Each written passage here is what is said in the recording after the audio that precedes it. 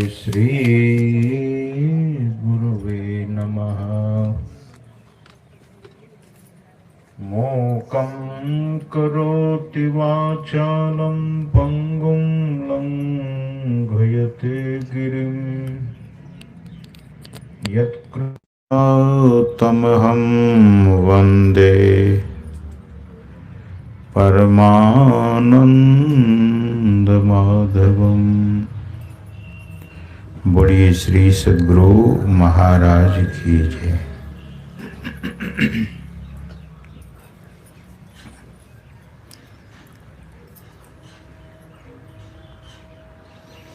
परमाराध्य परम पूज्य पाद संत सद्गुरु महाराज के परम पावन युगल पद में पदों में सदा सदा पद वंदन।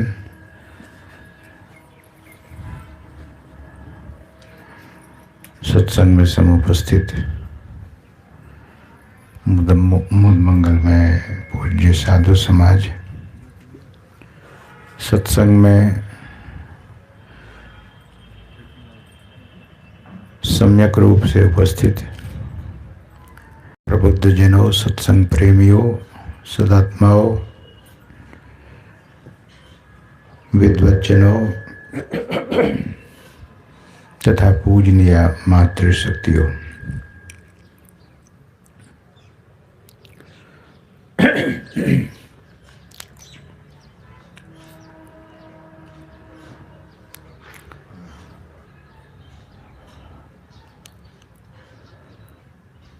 भक्ति भक्त भगवंत बपू,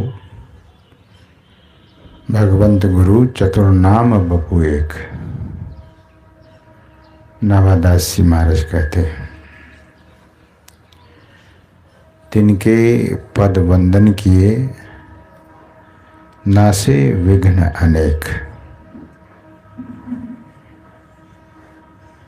भक्ति भक्त भगवंत गुरु,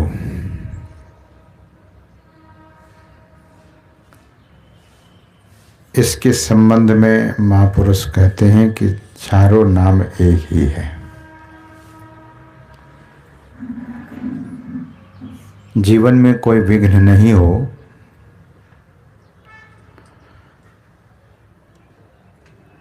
वृंदावन में एक महापुरुष हैं स्वामी प्रेमानंद जी महाराज। वे तो भक्तों से कहते हैं चुनौतीपूर्ण कि घर से निकलो ना तो गुरु को याद कर लो, प्रणाम कर लो। 5 संत का नाम लेकर उनको वंदन कर लो, प्रणाम कर लो, कभी एक्सीडेंट नहीं होगा। बहुत लोग बहुत जगह जाते हैं और रास्ते में विघ्न हो जाता है उसको। विघ्न कोई नहीं चाहता है।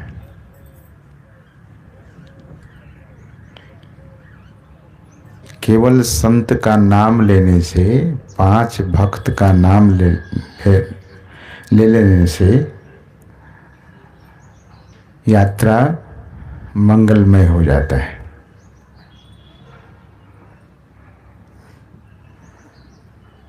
सद्गुरु महाराज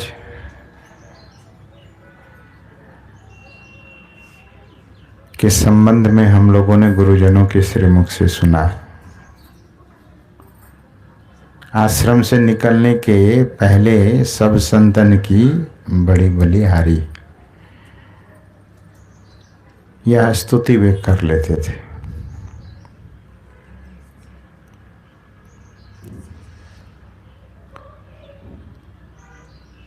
अब संत को आपने प्रणाम कर लिया तो सारी जिम्मेवारी अब संत के हाथ में, आपके जीवन की जिम्मेवारी उनके हाथ में चला गया। छोटा सा ही तो काम है, अगर कर ले तो कितना अच्छा होगा।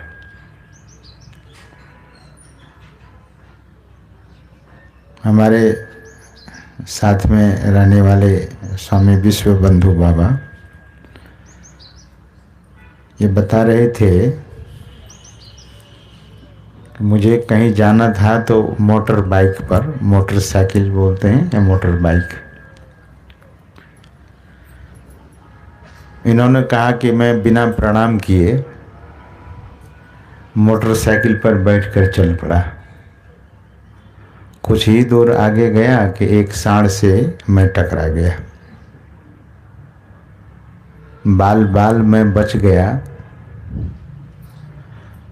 तो हमसे ये कह रहे थे कि अगर हम प्रणाम करते तो वो समय तो टल जाता ना, प्रणाम करने में वक्त लग जाता और सांड तब तक में रोड पार कर जाता। सज्जनों, प्रणाम क्या है? ये वंदन प्रार्थना क्या है? जीवन को अच्छी तरह से सेफ करना चाहते हैं। हम लोग का जीवन कैसा होना चाहिए? तो सेफ लाइफ।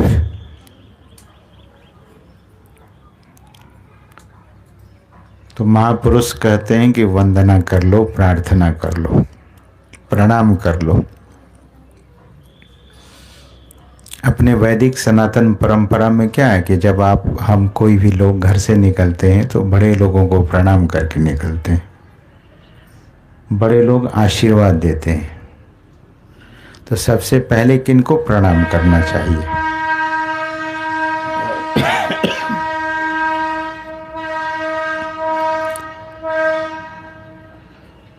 सुबह में हमारे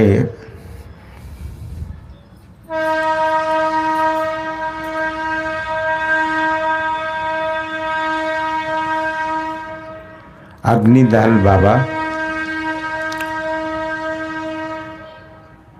लक्ष्मीपति गोस्वामी जी महाराज की वाणी सुना रहे थे कि प्रथम देव गुरुदेव जगत में और न दूजो देवा।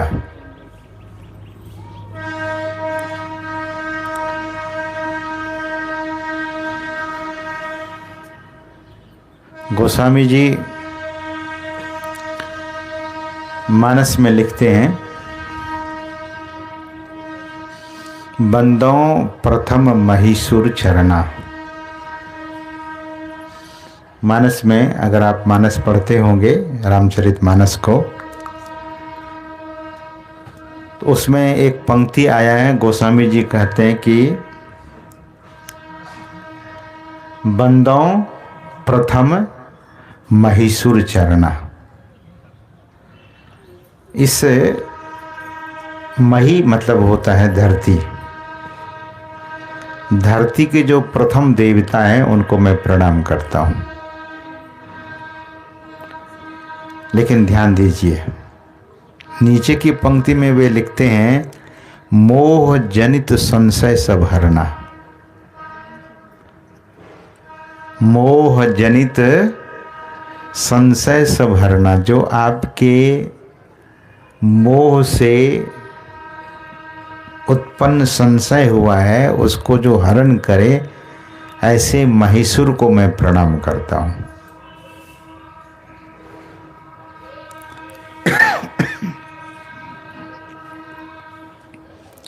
महिषुर का अर्थ बहुत लोग पंडित लोगों से कर देते हैं।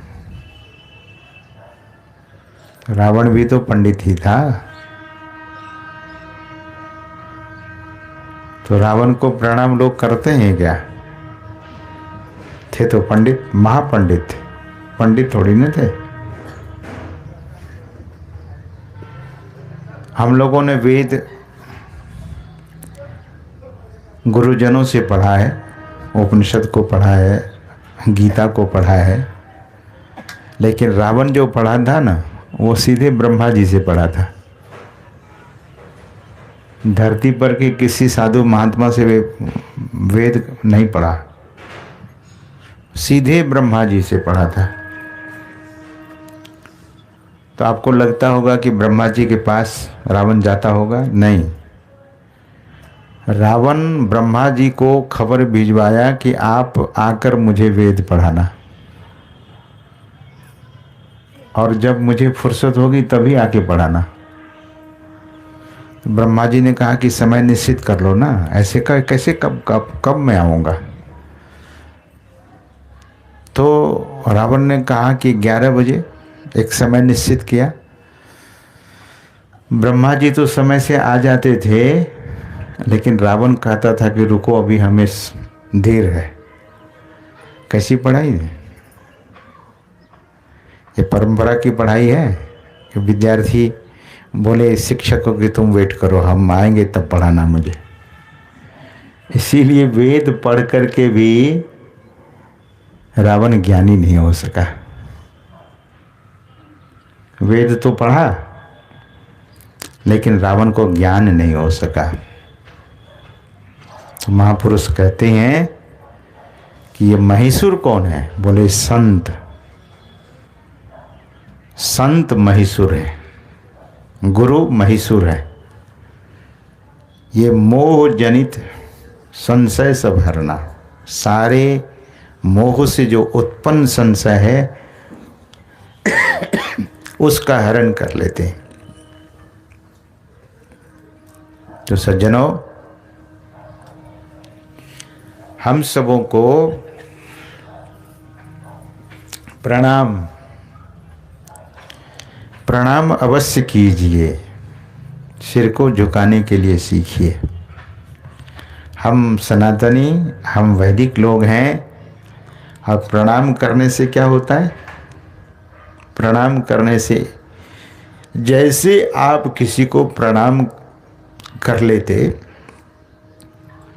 लेते हो, वैसे आपको एक यज्ञ का फल प्राप्त हो जाता है।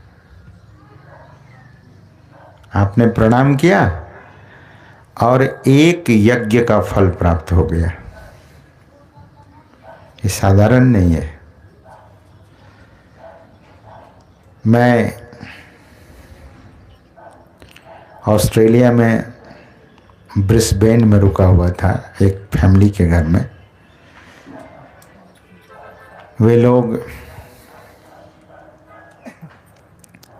अयोध्या के रहने वाले थे। ऑस्ट्रेलिया गवर्नमेंट में इंजीनियर थे। बाद में उसने एक अपनी स्वयं कंपनी खोल ली। तो इंजीनियर का जो बेटा था बड़ा छोटा था,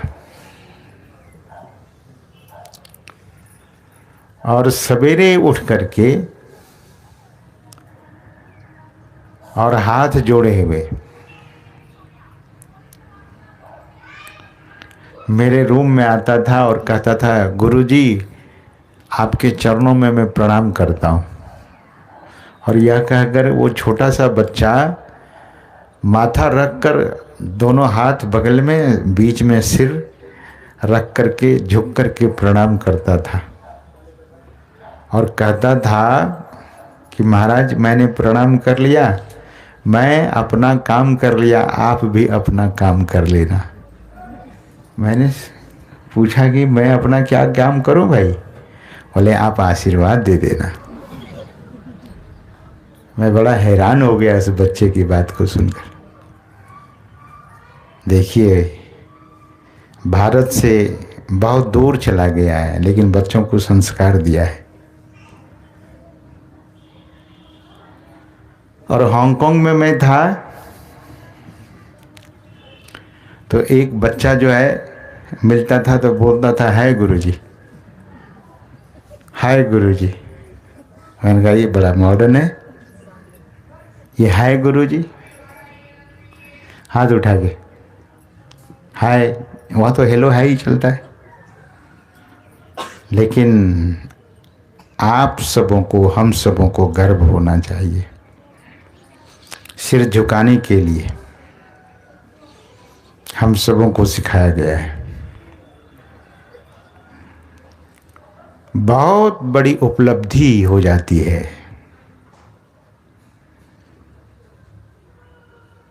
क्या? प्रणाम करने से चत्वारः शीघ्र वर्धते। बोले 4 चीजों की वृद्धि शीघ्रता से हो जाती है। आयु, यश, बल, बुद्धि। बुद्धि सबको चाहिए ना। मनुष्य की बुद्धि जब कुबुद्धि में चली जाती है। हमारे ये राजेंद्र बाबू सुबह में स्वामी विवेकानंद जी महाराज की वाणी सुना रहे थे। कुबुद्धि, सुबुद्धि कौन है, कुबुद्धि कौन है, माता कौन है, पिता कौन है? सज्जनों, कुबुद्धि यही सुबुद्धि। ध्यान दीजिए, छुरी होती है ना, चाकू, छुरी होती है। साधु संत भी रखते हैं छुरी। मैंने बहुत महात्मा को देखा, हम लोग तो नहीं रखते, लेकिन बहुत महात्माओं को देखा छुरी रखते हैं। क्या करते हैं महात्मा? हम लोग जब बच्चे थे तो साधु लोग जब गांव में आते थे ना, तो गांव के लोग डराते थे कि भागो भागो, साधु बाबा आए, कान काट लेगा छुरी से, ऐसा। लेकिन साधु ऐसा करते तो नहीं है। साधु क्या करते हैं? छुरी से फल काटते हैं। डॉक्टर के पास भी छुरी होती है, लोगों का उपकार करते हैं ऑपरेशन करके। और डाकू के पास भी छुरी होती है, लोगों की हत्या कर डालता है। देखो, छुरी तो एक ही है ना। तो सुबुद्धि जिसके पास होती है, उससे शुभ काम होता रहता है।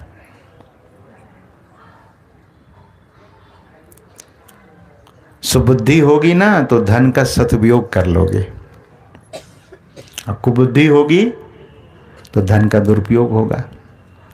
पिता ने बड़ी मेहनत से धन कमाया, लेकिन बेटा पी पी करके बहा दिया सारा धन।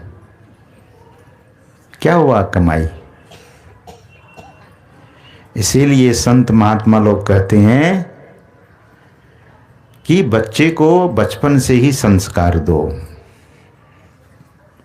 बचपन से संस्कार दोगे तो बच्चा कभी कुसंस्कारी नहीं होगा।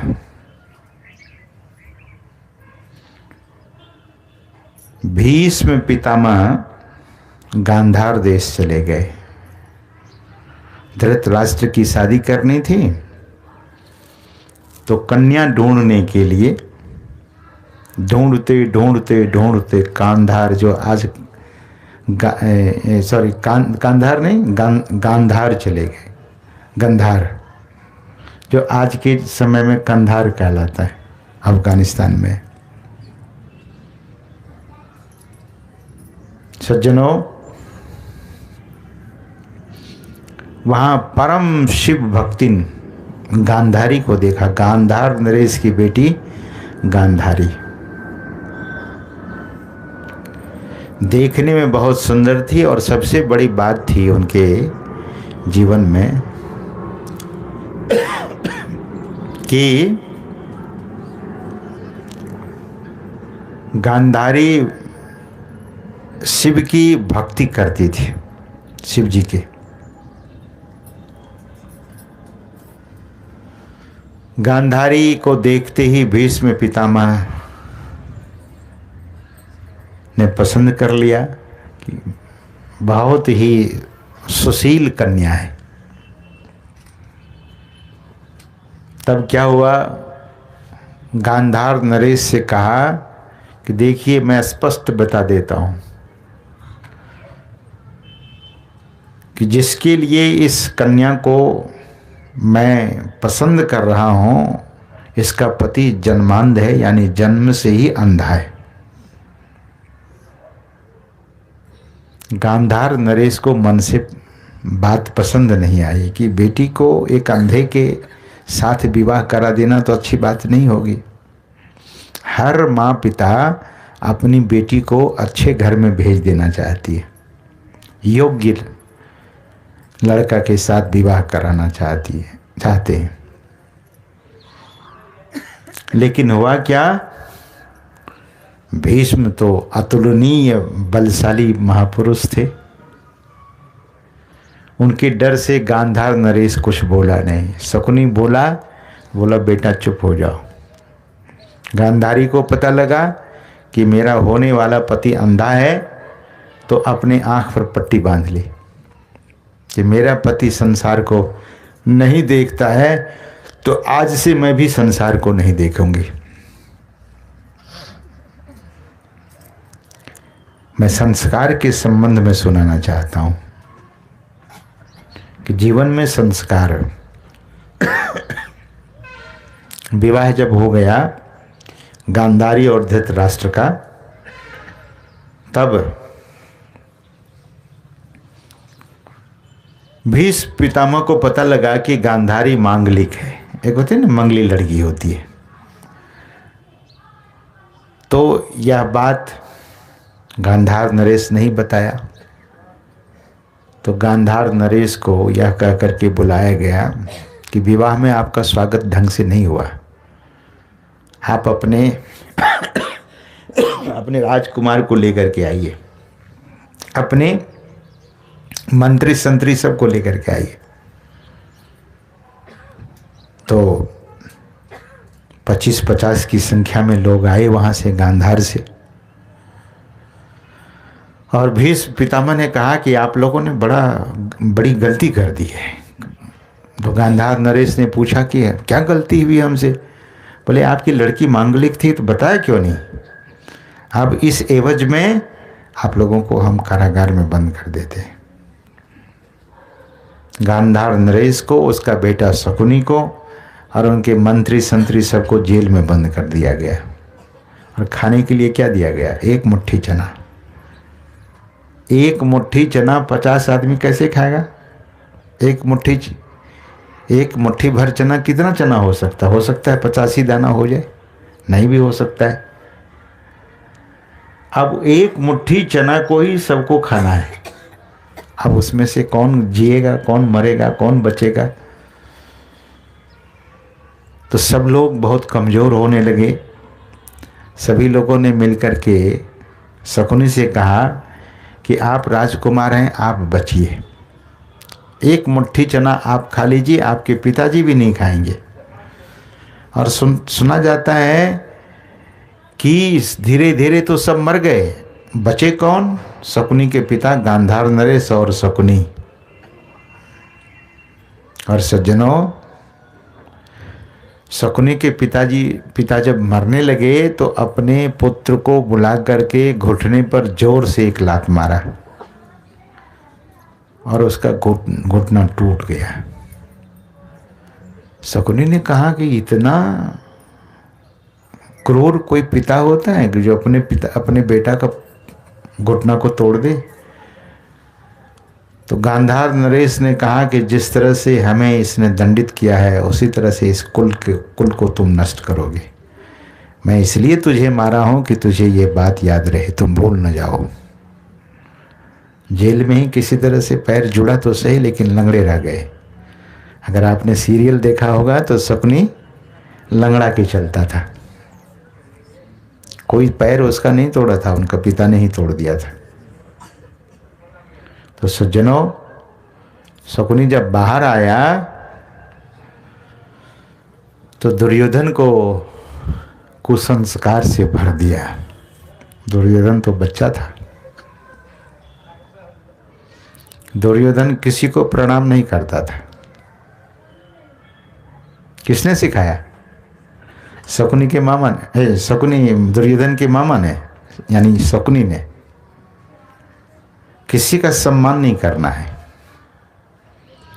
इसीलिए सबका अपमान तो किया, संत का भी अपमान दुर्योधन करता था। संत का अपमान भी किया और भगवान श्री कृष्ण का भी अपमान किया दुर्योधन ने। तो सज्जनों, इसीलिए शास्त्र कहता है और संत लोग कहते हैं कि अपने बच्चे को संस्कार दीजिए, कुसंगति में मत जाने दीजिए।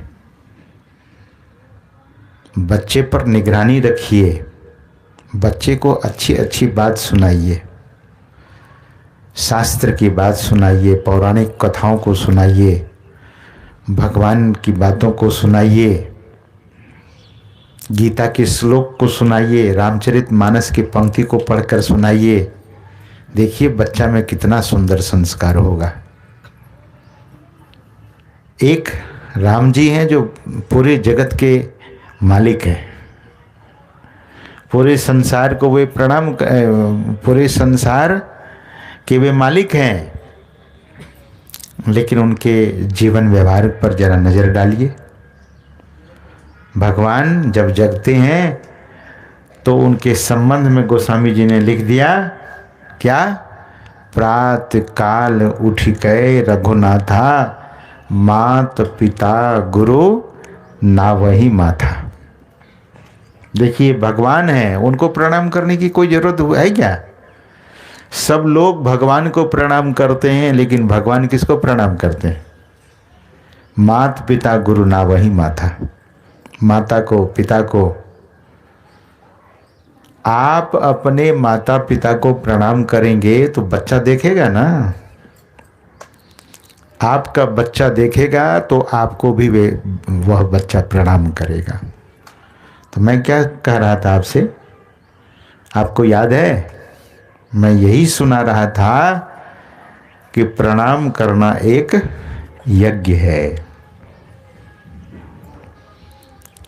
हरियाणा में एक संत हुए, संत गरीबदास जी महाराज, बहुत बड़े और बड़े निराले संत हुए।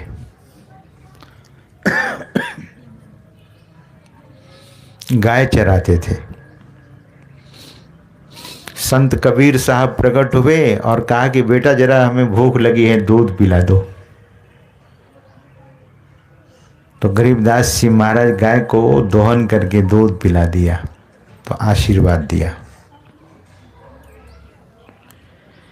अभी मैं भागलपुर से पश्चिम सुल्तानगंज है, वहाँ एक साधु रहते हैं।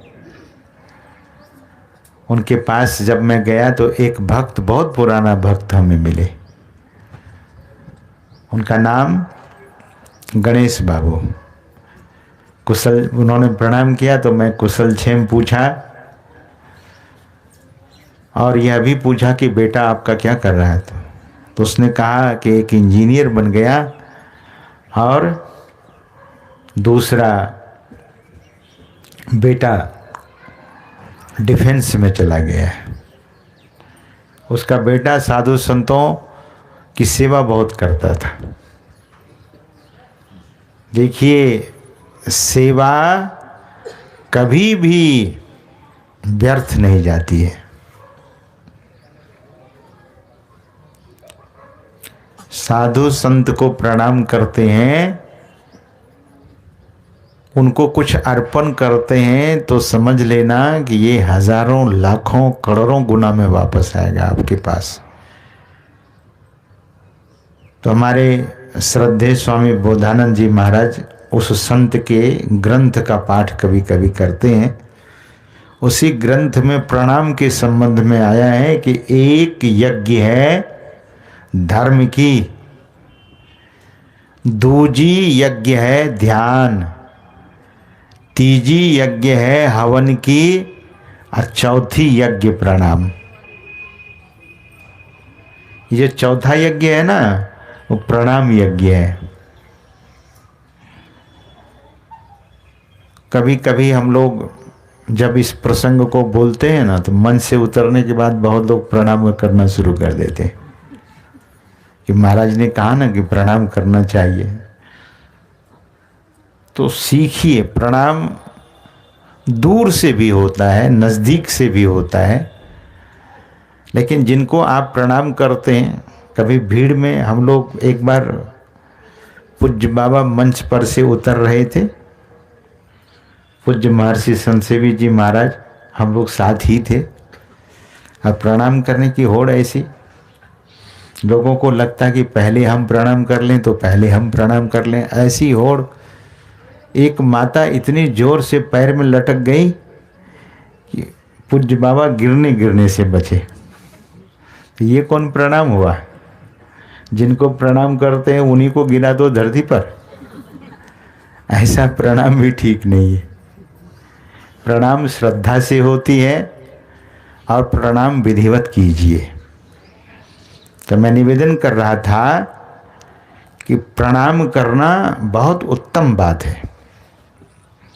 प्रणाम करोगे तो किसी का मन अगर मलिन है आपके प्रति, परिवार की बात मैं सुना रहा हूं, तो प्रणाम करेंगे, हो सकता है अटपट बोल भी दे, लेकिन आपको वो अटपटी बातें लगेगी नहीं।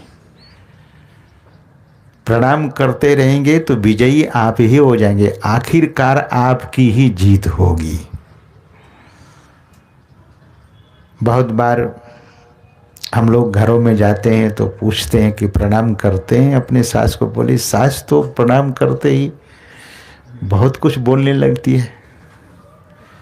बोलने लगती है तो बोलने दो, लेकिन प्रणाम करो। लेकिन सारी सासें ऐसे थोड़ी होती हैं, कोई ऐसा होता है। आप लोग नहीं, आप लोगों की बात मैं नहीं कर रहा हूँ, आप लोग माइंड मत कर लेना, आप लोग तो अच्छे हैं। तो कहने का भाव मेरा ये है कि प्रणाम कीजिए और बच्चों को भी सिखाइए, जरूर प्रणाम कीजिए। इस सिर की सफलता कब है, सार्थकता कब है, कब आपका सिर की सार्थकता होती है? जब ये सिर झुक जाता है गुरु के चरण में, संत के चरण में, गुरुजनों के चरण में, माता पिता के चरण में ये सिर झुकता है तो इस सिर की सार्थकता हो जाती है। और इस हाथ की सार्थकता कैसे होती है? जब आप इस हाथ से किसी को वंदन करते हैं, जब आप इस हाथ से दान पुण्य करते हैं, जिस समय इस हाथ से दान करते हो तो हाथ की सार्थकता हो जाती है। आँख की सार्थकता, बोले संत दर्शन, भगवान का दर्शन इस आँख से, इस आँख से कुछ ऐसी चीज न देखो जिससे जीवन विकृत हो जाए, अपवित्र हो जाए। सज्जनों, कहीं कहीं हम लोगों ने भी देखा है, मछली की बाजार लगती है। माफ करना, मछली की बाजार में सुगंध होती है कि दुर्गंध होती है? लेकिन देखो वो कौन आदमी है जिसे खरीद करके घर लेके चला जाता है और बड़ा बढ़िया से बनाते समय भी सुना है कि दुर्गंध होती है उसमें। और फूलों की भी बाजार आप गए होंगे, फूल की बाजार में सुगंध ही सुगंध होती है। अब खरीदारी किस चीज की करनी है? जीवन में ऐसे दुर्गंध युक्त कर्म मत कीजिए। सुगंध यानी शुभ कर्म ही सुगंध है, भगवान बुद्ध कहते हैं।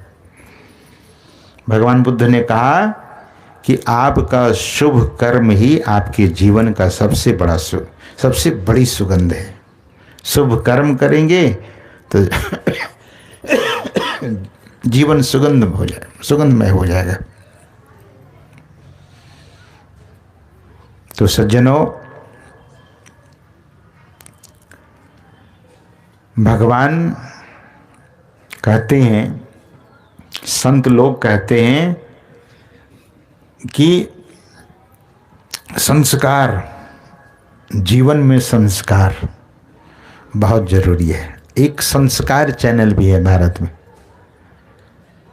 संस्कार चैनल वाला क्या लिखता है? हमारी विरासत है, संस्कार हमारी विरासत है। तो संस्कार को कभी न खोएं, संस्कार की ही खेती कीजिए, संस्कार दीजिए और अपने को भी संस्कारित बना के रखिए। तो कुछ व्यवहार की बात, सत्संग में केवल ध्यान की ही बात नहीं होती है। और मैं अक्सर कहा करता हूँ सज्जनों कि जो लोग व्यवहार में पिछड़े हुए हैं, उनका परमार्थ भी सिद्ध नहीं हो सकता।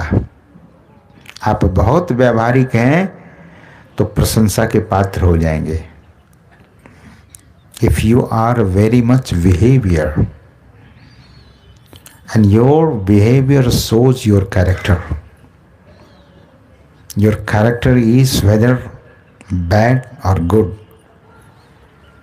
How people can know when you behave nicely, you are very much behavior, then so many people is going to praise about you. When you misbehave, जब दुर्व्यवहार किसी के साथ करते हैं तो so many people is going to criticize about you. निंदा करेंगे लोग। मिसबिहेव नहीं, मिसबिहेवियर नहीं होना है, तब गुड बिहेवियर होना है। तो व्यवहार भी दुरुस्त होना चाहिए। सम्मान कीजिए। आत्मसम्मान तो है ही, अपने आप का भी सम्मान। चोरी करना, जो चोरी लोग करते हैं तो उसको क्या कहा जाएगा? सज्जन? नहीं, उसको लोग चोर कहते हैं। डाका डालने वाले को डकैत कहते हैं, हिंसा करने वाले को हिंसक कहते हैं। तो जो चीज इल थिंग्स है, जो जीवन को दूषित कर दे, जो जीवन को गंदा कर दे, जो जीवन में निंदा ही निंदा हो जाए, तो वह व्यक्ति जीने लायक फिर नहीं रह जाता। इसीलिए संत महापुरुष कहते हैं कि अपने व्यवहार को दुरुस्त रखिए। घर में जो घर के देवता हैं, घर के प्रथम देवता कौन है? बोले माता और पिता। घर के प्रथम देवता कौन है? सास और ससुर। उनका सम्मान कीजिएगा। माता पिता का सम्मान आप करोगे तो आप भी सम्मान पाओगे। एक दिन सबकी उम्र ढल जाती है, वृद्ध सबको हो जाना है। तो जब वृद्ध होंगे तो आपके बच्चे जब आपको देखेगा कि मेरे दादा दादी का बहुत सम्मान करते हैं, रिस्पेक्ट करते हैं, उनकी सेवा करते हैं। हम लोग प्रार्थना गाते थे कि प्रेम से हम गुरुजनों की नित्य ही सेवा करें, सत्य बोलें, झूठ त्यागें, स्नेह आपस में करें। और एक बात, साचा को साचा मिले अधिका जुड़े स्नेह, साचा को झूठा मिले दर्दे टूटे नेह। ईमानदारी रहेगी, सच्चाई रहेगी तो सच्चे लोग आपको मिलेंगे। ये संसार है, संसार में सच्चे और झूठे दो तरह के इंसान होते हैं, लेकिन अधिकांश सच्चे लोग ही इस दुनिया में हैं। किसी किसी गांव में 1 2 3 4 चोर हो जाता है तो उस गांव की बदनामी हो जाती है। तो एक ही दो लोग, लेकिन लोग कहते हैं कि उस गांव में फलाना चोर रहता है, ऐसा कहते हैं लोग। गांव के सारे लोग चोर नहीं हुए। मतलब परिवार में भी हम आप रहें तो व्यवहार बहुत मधुर होना चाहिए। मधुर व्यवहार, मधुरता को अपना लो। भगवान श्री कृष्ण के संबंध में वल्लभाचार्य जी महाराज ने लिखा है, बोले भगवान श्री कृष्ण की लीला मधुर है। गोपी मधुरा लीला मधुरा, यष्टिर मधुरा सृष्टिर मधुरा। उनकी सृष्टि भी इतनी मधुर है और लीला भी इतनी मधुर है। अधरम मधुरम तिलकम मधुरम मधुराधिपति रखिलम मधुरम। प्रभु आपका सब कुछ मधुर है। तो हर व्यक्ति के जीवन में मधुरता होनी चाहिए। और दरअसल में ये मधुरता तब आती है जब उस मधुर, उस मीठे और जो परमात्मा है उसमें कटुता नहीं है, उसमें कटुता नहीं है, उसमें मधुरता ही मधुरता है। तो परमात्मा की उपासना हम सबों को करनी चाहिए। जैसा संग करेंगे वैसा ही रंग लगता है। पेट से कोई बदमाश बन करके नहीं आता, संगति बुरी होती है। संगति अगर बुरी हो जाए तो वो बच्चा फिर बिगड़ जाता है, इंसान फिर बिगड़ जाता है। तंबाकू क्या लोग पेट से खाते हुए आए? नहीं, यहीं देख देख करके तंबाकू खाना शुरू कर देता है। यहीं देखकर देखते देखते लोग शराब पीना शुरू कर देता है। और आजकल तो ऐसा मॉडर्न युग हुआ है कि लड़कियां भी शराब पीती है, लड़कियां भी सिगरेट पीती है, और क्या कहती है, हम किसी से कम नहीं, हम लड़के से कम नहीं है। लड़का तो सिगरेट पीकर धुआं उड़ाता है, और लड़कियां तो कभी कभी हमने देखा चौक चौराहे पर, दिल्ली वगैरह में देखा, मुंबई में देखा, ऐसे यूं धुआं उड़ाती है कि लगता है कि पूरा ब्रह्मांड उड़ा करके उधर कर देगी। ऐसा मतलब बराबरी किस चीज़ की? गलत चीज़ की बराबरी करना कोई समझदारी है, कोई बुद्धिमानी है? इसीलिए संत महात्मा कहते हैं कि संगति बुरी नहीं होनी चाहिए। महापुरुष कहते हैं ध्यानी का संग करो, ज्ञानी का संग करो, ज्ञान बढ़े गुणवान की संगत, ध्यान बढ़े तपसी संग कीने। जो तपस्वी महापुरुष हैं, जो ध्यान करते हैं, उनका संग कीजिए तो ध्यान में मन लगने लगेगा। ज्ञानी का संग करेंगे तो ज्ञान बढ़ने लगेगा, मूर्ख का संग करेंगे तो मूर्खता आने लगेगी, दुष्ट का संग करेंगे तो दुष्टता आने लगेगी। स्वाभाविक सी बात है। ये माता लोग ना भोजन बनाती है, माता लोग का उदाहरण देखिए। ये माता लोग भोजन बनाती है ना। आप लोग बहुत लोगों के घर में बहुत माता लोग नौकरानी भी रख लेती है, लेकिन माता में वो प्राकृतिक ईश्वरीय कुछ देन है। माता लोग जो भोजन बनाती है तो वो झटपट बना भी देती है। तो माता लोग कभी कभी ना प्याज और लहसुन काटती है, सत्संगी लोग तो नहीं, लेकिन ऐसे। तो प्याज और लहसुन जब काटती है तो प्याज लहसुन तो अपनी जगह पर चला गया, उस चाकू को सूंघोगे ना तो चाकू में भी प्याज और लहसुन की गंध बनी रहती है। वो तो जड़ वस्तु है, देखो वो तो लोहा है ना, लेकिन उसमें उसकी गंध चली गई है। देखो संगति का प्रभाव। एक जड़ वस्तु प्याज का संग किया तो उसमें प्याज की गंध आने लगती है, लहसुन को काटा तो लहसुन की गंध आने लगती है। इसलिए महापुरुषों ने कहा कि संगति अच्छे लोगों की करो। तो ध्यान बढ़े तपसी संग कीने, मोह बढ़े परिवार की संगत, लोभ बढ़े धन के चित दीने। अब बुद्धि विचार विवेक बढ़े, कवि दीन सुसज्जन संगत कीने। बुद्धि बढ़ेगी, विचार बढ़ेगा, सुमति आएगी, लेकिन सुसज्जन संगत कीने। सज्जन पुरुषों का संग, सत्पुरुषों का संग। तो सत्पुरुष लोग कहते हैं कि साधु का संग करेंगे तो साधु वाली वृत्ति हो जाएगी, सज्जन का संग करेंगे तो सज्जन बन जाएंगे। सज्जनों, माताओं, ध्यान से सुनिए। और ये साधु संत क्या करते हैं? आपको परमात्मा से जोड़ देते हैं, आपका जीवन परमात्मा से जोड़ देते हैं। और परमात्मा से कैसे जुड़ेंगे?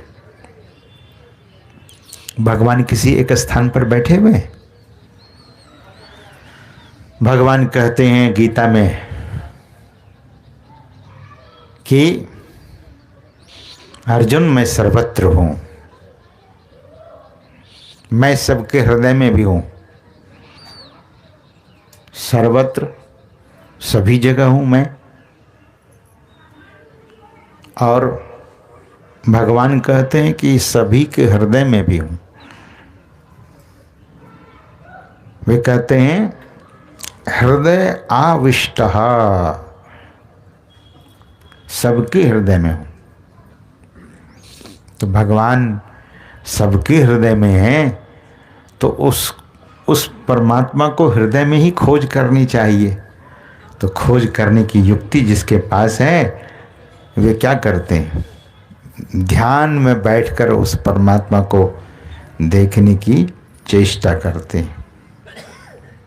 भगवान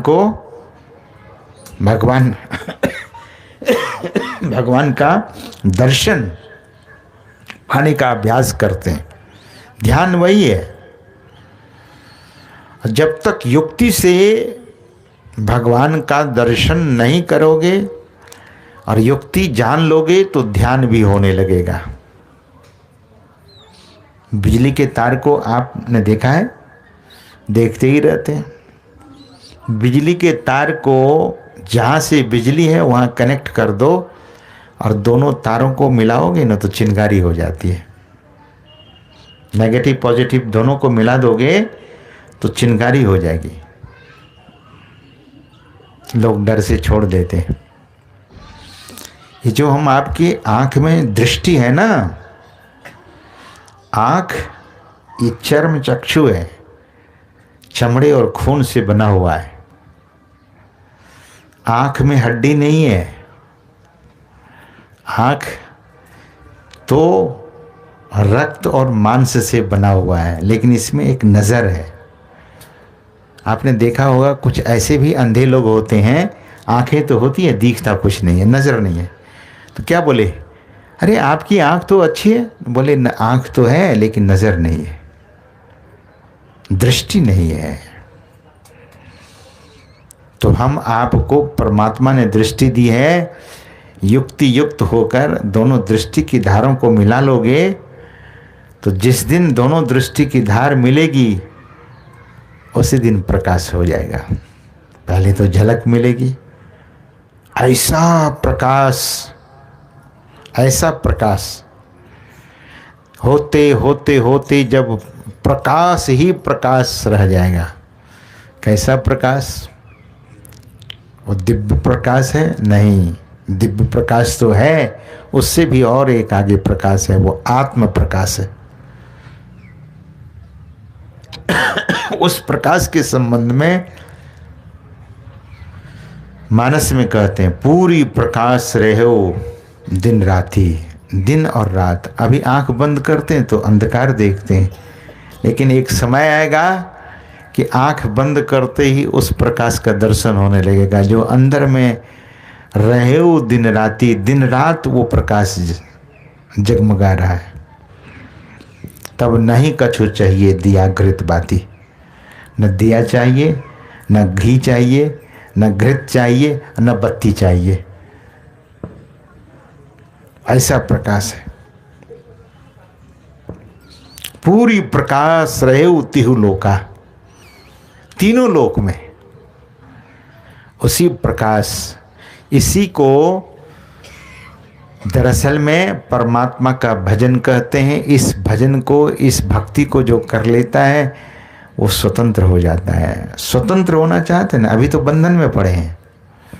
लोग कहेंगे महाराज ये महात्मा लोग पता नहीं क्या क्या बोलते हैं, हम बंधन में कहाँ हैं, हमारा हाथ पैर कहाँ बंधा हुआ है। बंधन में पड़े हैं। 7 बंधन है इस जीव के ऊपर और इसी बंधन से मुक्त होना है। पहला बंधन क्या है? पहला बंधन ये देह का है। पहला बंधन ये देह का है। और महापुरुष ने गिनाया है 7 बंधन, 7 बंधन से ये जीव बंधा हुआ है। पहला बंधन पड़ा देह का, दूसर तिरिया जान। बोले दूसरा बंधन क्या? बोले स्त्री है। अरे स्त्री के लिए पुरुष है, पुरुष के लिए स्त्री है, ऐसा नहीं है कि केवल पुरुषों के लिए बंधन है। तो ये बंधन कैसा है? बोले ये बंधन ऐसा है कि इस बंधन से छूट जाएंगे। और देह एक ही नहीं है, हम आप तो एक ही देह देखते हैं ना। अभी कितनी देह है? बोले एक देह है। नहीं, शास्त्र कहता है कि 5 देह है। ये स्थूल देह दिखता है, द ग्रॉस बॉडी। उसके बाद है सेटल बॉडी, सूक्ष्म शरीर है, वो दिखता नहीं है। और फिर कारण शरीर है, उसके बाद महाकारण शरीर है, और 5वां कैवल्य शरीर है। इस 5 शरीर के पार जाने के बाद ही जीव बंधन से रहित हो जाता है। ये थोड़ी सी सूक्ष्म बात है। देखो, जब हम लोग सूक्ष्म बात करने लगते हैं तो लोग कहते हैं महाराज पता नहीं, सत्संग तो बहुत सुना है, लेकिन ये सत्संग ऐसा है कि कुछ ऐसी बात लोग सुनाते हैं ये महात्मा लोग, पता नहीं। लेकिन ये सत्संग ऐसा है कि इसे जब तक जानोगे नहीं तो फिर करोगे कैसे। इसलिए जानिए। और सद्गुरु महाराज एक बहुत महत्वपूर्ण बात सुनाते थे। क्या? अभी देह में हो ना, तो देह में कहाँ हो? तो बोलेंगे पूरे शरीर में। लेकिन पूरे शरीर में तो हम आपकी चेतना फैली हुई है, लेकिन शरीर में रहना कहाँ होता है? तो शास्त्र से पूछिए। इस शरीर में आप कहाँ हैं और ब्रह्म कहाँ है, वो ईश्वर कहाँ है? संतों ने कहा है, शास्त्र ने कहा है। आप कहाँ रहते हैं? बोले जागृतम नेत्रस्थम, जागृत में नेत्र में रहते हैं। तो कौन सा नेत्र? बाएं और दाहिने नहीं, तो बीच में जो त्रिनेत्र है, शिव नेत्र है, उस नेत्र में यह जीव रहता है। नयन नासिका अग्र है, तहाँ ब्रह्म को वास। सूरदासी महाराज कहते हैं ब्रह्म कहाँ रहते हैं? तो वहीं नयन नासिका अग्र है, यानी तीसरी आंख में ब्रह्म का निवास है। जीव और शिव यानी परमात्मा एक ही जगह रहता है, लेकिन जीवात्मा अंधकार में रह रहा है और परमात्मा प्रकाश में रह रहा है। इतना ही भेद है। पूज्यपाद महर्षि साहिर स्वामी जी महाराज कहते थे कि 3 पर्दे के अंदर में रहने वाला जीव, 2 पर्दे के अंदर में रहने वाला देवता, और 3 पर्दे के अंदर में है, 3 पर्दे के अंदर में रहने वाला जीवात्मा है, 2 पर्दे के अंदर में रहने वाला देवता है, और 1 पर्दे के अंदर में रहने वाला ईश्वर है। और तीनों पर्दों से परे परम पिता परमेश्वर है, परमात्मा है। तो तीनों पर्दों से पार जाना होगा, तब सारे बंधनों से मुक्त हो जाएंगे। यही संत मत की खास बात है। मुक्ति पाना चाहते हैं तो महापुरुष लोग कहते हैं कि आपको साधना इसी विधि से करते चला जाना है। और सज्जनों, सद्गुरु महाराज के वचन में उनकी जितनी वाणी को हम लोग पढ़ते हैं उसमें केवल साधनात्मक बात है। और सद्गुरु महाराज स्वतंत्र भक्ति की बात करते हैं। परतंत्र भक्ति बहुत लोगों ने किया है और बहुत लोग कर भी रहे हैं। बहुत लोग परतंत्र भक्ति करते, भक्ति तो करते हैं लेकिन उसका भ्रम दूर नहीं होता है, कंफ्यूज रहता है। अब देखिए, भगवान श्री कृष्ण के संग संग में अर्जुन रहता था, लेकिन अर्जुन को मोह कैसे हो गया? आश्चर्य की बात है। इसी तरह से हनुमान जी को भी एक बार भ्रम हो गया। भगवान के साथ रह रहे हैं, हनुमान जी को भ्रम हो गया। सज्जनों, एक छोटी सी लघु कथा कहकर मैं अपने वाणी को विराम दूंगा, क्योंकि 4:30 से ज़्यादा हो गया। रविवार है, हम लोग भजन कीर्तन भी करेंगे। संक्षेप में सुना देता हूँ।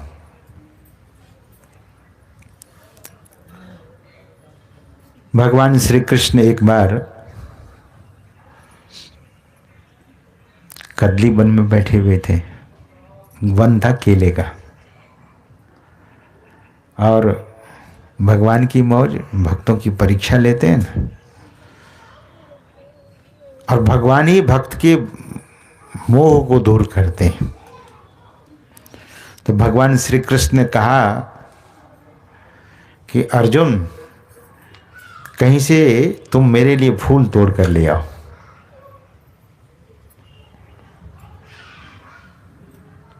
तो अर्जुन चला है फूल तोड़ने के लिए। जाते जाते जाते देखा एक बहुत सुंदर बगीचा है, और उस बगीचा में बड़ा सुंदर सुंदर फूल खिला हुआ है। अर्जुन झटपट तोड़ता है, लौटने लगा तो तुरंत उधर से हनुमान जी निकले, और हनुमान जी ने अर्जुन को पकड़ लिया। बोले, कौन हो तुम? बोले, मैं अर्जुन। परिचय दिया। बोले, तुम अर्जुन नहीं लगते हो। फूल चुराना अर्जुन का काम तो नहीं था। फूल कैसे तोड़ा बिना पूछे? अर्जुन ने कहा कि फूल खिला हुआ था, किसी को देखा नहीं, मैं तोड़ लिया, भगवान का आदेश हुआ है। बोले, नहीं, तुम्हें प्रतीक्षा करनी चाहिए थी। तो दोनों में कुछ बहस हो गई। हनुमान जी ने कहा कि तुम अपने को बड़ा भारी गांडीव धनुर्धारी समझते हो। तो अर्जुन ने पूछा कि आप कौन है? तो हनुमान जी ने कहा कि मैं हनुमान। और तुम क्या युद्ध करोगे, तुम क्या बाण चलाओगे? हम तो राम जी के समय में ऐसा बड़ा युद्ध किया है, तुम लोग कल्पना भी नहीं कर सकते। अर्जुन को बड़ा बुरा लगा। बोले, देखिए, मेरे गांडीव में बहुत शक्ति है। मैं चाहूँ ना तो ये सामने नदी देखते हैं, समुद्र देखते हैं ना, इस पर मैं पुल बांध दूँ। समुद्र के किनारे से कोई कभी कभी नदी का वो क्षरण चलता है। हनुमान जी ने कहा कि तुम पुल बांध तो दोगे, लेकिन मैं इसे पल भर में गिरा दूंगा। बोले, मेरे बनाए हुए पुल को आप गिरा नहीं सकते। बोले, बनाओ। तो बनाया, एक बाण में पूरा पुल की रचना कर दिया, बना करके तैयार कर दिया। और हनुमान जी इतना बड़ा विशाल स्वरूप बनाया, इतना बड़ा विशाल, हर रोम में 1-1 क्विंटल का पत्थर बांध लिया। अब सोचिए, इतना भारी, बहुत विशाल शरीर। और हनुमान जी जैसे उस पुल पर चढ़े ना, अर्जुन देखते रह गया, पुल चरमरा करके नीचे गिर गया। तो दोनों में आपस में ये बात हुई थी कि हम वीर तो हम वीर, और जो हारेगा वो अग्नि चिता बनाकर अग्नि में आत्मदाह कर लेगा। तो हनुमान जी ने कहा कि देखते हो क्या हो, अब तो आत्मदाह करो। तो अर्जुन बैठा चिता बना करके, अब अग्नि लगाने ही वाले थे हनुमान जी। तब तक में भगवान श्री कृष्ण आ गए। अर्जुन उसे कहा कि तुमको फूल लाने भेजा था, तो देखता हूँ कि ये आत्मदाह करने बैठ गए। तब सारी बात कह सुनाई। तो भगवान श्री कृष्ण ने कहा कि इसके साक्षी कौन थे जो तुम पुल बनाए और हनुमान जी ने तोड़ दिया? अब मेरे सामने बनाओ। और हनुमान जी उस पर चलेंगे। तो सज्जनों, अर्जुन ने फिर से अपने बाण से पुल बांध दिया और हनुमान जी फिर उसी तरह से बड़ा भारी विकराल स्वरूप लेकर के हर रोम में पत्थर बांध करके पुल पर गए, इस पार से उस पार, उस पार से इस पार, लेकिन पुल टूटा ही नहीं इस बार। जब पुल नहीं टूटा तो हनुमान जी को लगा कि बात तो कुछ जरूर है। तो हनुमान जी पुल के नीचे से झांका तो देखा कि भगवान श्री कृष्ण अपने पीठ पर पुल को धारण किए हुए, एक रूप से इधर खड़े और दूसरे रूप से पुल के नीचे। तो भक्त को भी अभिमान हो जाता है क्या कि हम बड़े तो हम बड़े, बड़ा कोई नहीं है। ये भक्त और भगवंत लीला करके दिखाते हैं कि बहुत बड़े हो जाने पर अगर अभिमान करोगे तो अभिमान करने से पतन हो जाता है। इसीलिए अभिमान नहीं। और ये अभिमान समाप्त कब होता है? जब व्यक्ति अंधकार से प्रकाश में चला जाता है, प्रकाश से शब्द में चला जाता है, तब उनका सारा विकार समाप्त हो जाता है। सज्जनों, तो हम सबों को चाहिए कि अंतर भक्ति करें और उस परमात्मा की भक्ति करके अपने जीवन को धन्य और सफल करें। आज रविवार है और हम लोग गुरु कीर्तन भी करेंगे। इस यज्ञ के जो सूत्रधार हैं हमारे श्री सूरज राय जी, और क्या है सज्जन का क्या है? ये सामने बबलू राय जी।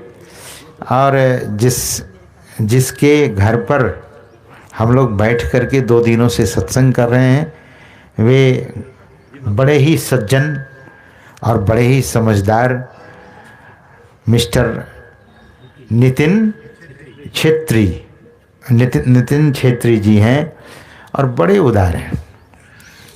आज हम लोगों का ये था कि चले जाएंगे किसी भक्त के घर, तो उनसे बातचीत हुई तो उनकी फ़्लाइट दिल्ली से वे यहाँ आ रहे हैं, तो बागडोगरा वे उतरेंगे, लेट होगा उसे। तो हम लोगों ने सोचा था, फिर भी उन्होंने कहा कि नहीं आप हमारे घर ही आ जाइए। तो नितिन छेत्री जी की जो अर्धांगिनी है, उनकी धर्मपत्नी है, जब वो जानी तो तुरंत मेरे पास आई और बोले कि बाबा आज कैसे जाओगे आप, आज यहीं रुको। फिर उनकी जो सासू माँ है वो भी आई और लोग भी आए और बोले, और हमारी जो ये प्यारी माता जी है, ये रामरो माता, ये भी बोले कि महाराज आज रुकिए। तो हम लोगों ने फिर विचार किया कि कोई नहीं, अभी सिलीगुड़ी में मैं देखा कि बहुत ट्रैफिक होता है, बहुत जाम। तो हम लोगों ने भी सोचा कि कोई बात नहीं, सुबह सुबह हम लोग 5:30 बजे 6 बजे निकल जाएंगे। तो घर वाले को तो का मन था ही,